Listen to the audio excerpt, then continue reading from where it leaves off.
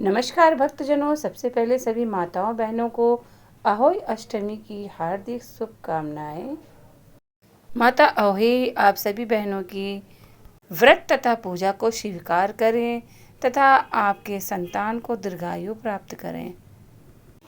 भक्तजनों, अहोई अष्टमी का व्रत कार्तिक कृष्ण पक्ष की अष्टमी के दिन किया जाता है। नारद पुराण के अनुसार इस व्रत को करने वाला सब ओर से समृद्धि प्राप्त करके देवता के समान दीर्घकाल तक आनंदित रहता है। इस तिथि में हित के लिए भगवान शंभु की बड़ी यत्न से पूजा करनी चाहिए। विधि पूर्वक व्रत का पालन करते हुए चंद्रमा के उदय होने पर अर्घ देना चाहिए। पुत्रवती महिलाओं के लिए यह व्रत अत्यंत महत्वपूर्ण है। माताएं अहोई अष्टमी के व्रत में दिन भर उपवास रखती हैं और सायंकाल तारे दिखाई देने के समय होई का पूजन किया जाता है। तारों को करवा से अर्घ भी दिया जाता है। यह अहोई गेरू आदि के द्वारा भीत पर बनाई जाती है अथवा किसी मोटे वस्त्र पर होई काढ़कर पूजा के समय उसे भीत पर टांग दिया जाता है। उत्तर भारत के विभिन्न अंचलों में अहोई माता का स्वरूप वहां की स्थानीय परंपरा के अनुसार बनता है। संपन्न घर की महिलाएं चांदी की अहोई बनवाती हैं। जमीन पर गोबर से लीपकर कलश की स्थापना होती है। अहोई माता की पूजा करके उन्हें दूध चावल का भोग लगाया जाता है। इसके पश्चात पार्टी पर जल से भरा लोटा रखकर कथा सुनी जाती है। भक्तजनों, आइए जानते हैं अहोई माता व्रत की विधि के बारे में। व्रत के दिन प्रातः उठकर स्नान करें और पूजा पाठ करके संकल्प करें कि संतान की लंबी आयु एवं सुखमय जीवन हेतु मैं अहोई माता का व्रत कर रही हूँ। अहोई माता मेरे पुत्रों को दीर्घायु, स्वस्थ एवं सुखी रखें। अनहोनी को होनी बनाने वाली माता देवी पार्वती हैं, इसलिए माता पार्वती की पूजा करें। अहोई माता की पूजा के लिए गेरू से दीवार पर अहोई माता का चित्र बनावें और साथ ही स्याऊ और उसके साथ संतानों का चित्र बनाएं। उनके सामने अनाज, मुख्य रूप से चावल की ढेरी, मूली, सिंघाड़े रखते हैं और सुबह दिया रखकर कहानी कही जाती है। कहानी कहते समय जो चावल हाथ में लिए जाते हैं उन्हें साड़ी, सूट के दुपट्टे में बांध देते हैं। सुबह पूजा करते समय में पानी और उसके ऊपर करुए में पानी रखते हैं। यह करुआ करवा चौथ में इस्तेमाल हुआ होना चाहिए। इस करुए का पानी दिवाली के दिन पूरे घर में छिड़का जाता है। संध्या काल में इन चित्रों की पूजा करें। पके खाने में 14 पूरी और 8 पुइयों का भोग अहोई माता को लगाया जाता है। उस दिन 14 पूरियों का बायना निकाला जाता है। शाम को माता के सामने दिया जलाते हैं और पूजा का सारा सामान पूरी, मूली, सिंघाड़े, पुए, चावल और पका हुआ खाना किसी पंडित जी या घर के बड़ों को दिया जाता है। याद रहे, अहोई माता का कैलेंडर दीपावली तक लगा रहना चाहिए। अहोई पूजा में एक अन्य विधान ये भी है कि चांदी की अहोई बनाई जाती है जिसे स्याहू कहते हैं। इस स्याहू की पूजा रोली, अक्षत, दूध या भात से की जाती है। आप पूजा चाहे जिस विधि से करें, लेकिन दोनों में ही पूजा के लिए एक कलश में जल भरकर रख लें। पूजा के बाद अहोई माता की कथा सुने और सुनाएं। पूजा समाप्त होने के पश्चात सासू माता के पैर छूकर उन्हें बायना देकर उनका आशीर्वाद प्राप्त करें। इसके पश्चात व्रती अन्न जल ग्रहण करें। भक्तजनों, अगर घर में कोई नया बच्चा आता है तो उसके नाम का अहोई माता का कैलेंडर उस साल लगाना चाहिए। यह कैलेंडर जहाँ हमेशा अहोई माता का कैलेंडर लगाया जाता है उसके बाईं ओर लगाते हैं। जब बच्चा होता है उसी साल कुंडारा भरा जाता है।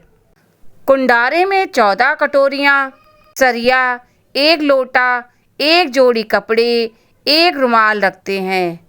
हर कटोरी में 4 बादाम और 1 छुआरा रखते हैं और लोटे में 5 बादाम, 2 छुआरे और रुमाल रखकर पूजा करते हैं।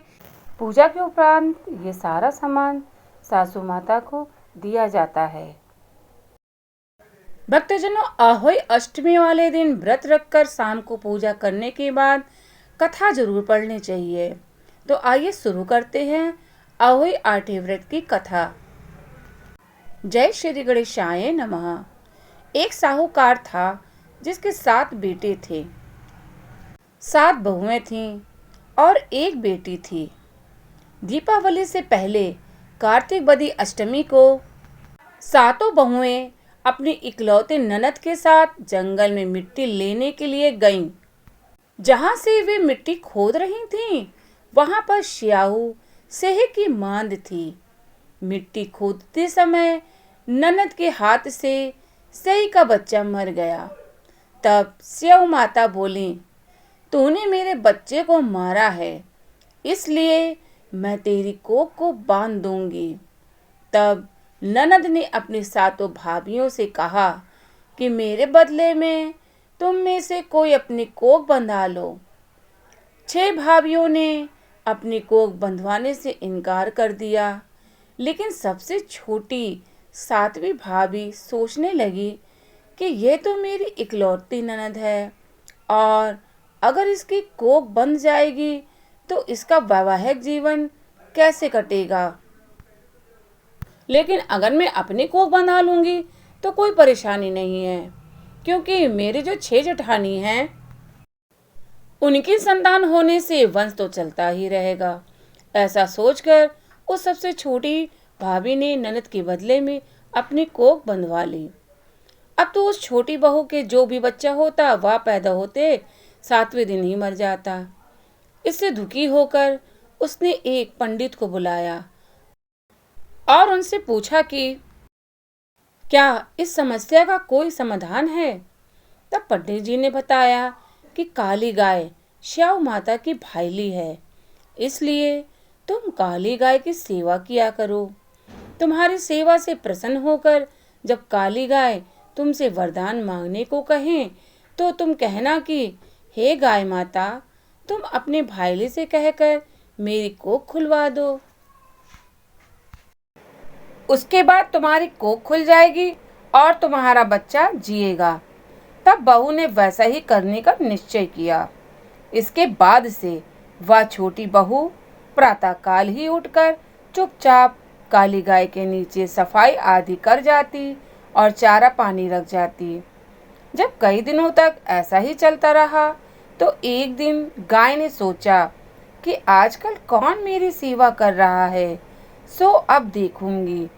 ऐसा सोचकर अगले दिन गाय सुबह खूब तड़के ही उठ गई और देखती है कि वह छोटी बहू उसकी सेवा कर रही है। गाय माता ने प्रसन्न होकर कहा कि बता, तुझे किस चीज़ की इच्छा है। तब उसने कहा कि स्याऊ माता तुम्हारी भाईली हैं और उसने मेरी कोख बांध रखी है, तुम उससे कहकर मेरी कोख को खुलवा दो। गाय माता ने कहा, अच्छा ऐसा ही होगा। अब तो गाय माता उस छोटी बहू को साथ में लेकर अपने भाईली से मिलने के लिए चली, जो कि 7 समुंदर के पार रहती थी। रास्ते में कड़ी धूप पड़ रही थी, सो वे दोनों एक पेड़ के नीचे बैठ गईं। उस पेड़ पर गरुड़ पक्षी का बच्चा बैठा था। थोड़ी देर में एक सांप आया और उस बच्चे को डसने लगा। तब उस बहू ने सांप को मारकर मिट्टी के नीचे दबा दिया और बच्चे को बचा लिया। थोड़ी देर में उस बच्चे की माता गरुड़ आई तो वहां पर खून पड़ा हुआ देखकर उस छोटी बहू को चोंच मारने लगी। तब बहू ने कहा, मैंने तेरे बच्चे को नहीं मारा, बल्कि एक सांप तेरे बच्चे को डसने के लिए आया था, तो मैंने उस सांप को मारकर तेरे बच्चे की रक्षा की है। तब उस गरुड़ माता ने कहा कि बोल, तो क्या मांगती है। बहू बोली कि 7 समुंदर पार स्याऊ माता रहती हैं, तुम हमें उसके पास पहुंचा दो। तब गरुड़ माता ने उन दोनों को अपनी पीठ पर बैठा लिया और तेज गति से उड़कर उन्हें स्याऊ माता के पास में पहुंचा दिया। स्याऊ माता उन्हें देखकर बोली कि आओ बहन, अब तो बहुत दिनों बाद आई हो। फिर कहने लगे कि मेरे सिर में जुएं पड़ गई हैं, उन्हें निकाल दो। तब उस बहू ने सिलाई से सारे जुएं निकाल दी। इस पर स्याऊ माता प्रसन्न होकर बोली कि तूने मेरे सिर में बहुत सलाई डाली है, इसलिए तेरे 7 बेटे और बहू होंगे। तब उस बहू ने कहा कि मेरे तो एक भी बेटा नहीं है, तो फिर 7 बेटे कहाँ से होंगे। इस पर स्याऊ माता बोली कि वचन दिया है, यदि वचन से फिरूं तो धोबी के कुंड में कंकरी होऊं। तब बहू ने कहा कि मेरी कोख तो तुम्हारे पास में बंद पड़ी है। यह सुन स्याऊ माता बोली कि तूने मुझे ठग लिया। वैसे तो मैं तेरी कोख नहीं खोलती, लेकिन अब खोलनी पड़ेगी। जा, तुझे अपने घर पर 7 बेटे और 7 बहुएं मिलेंगी।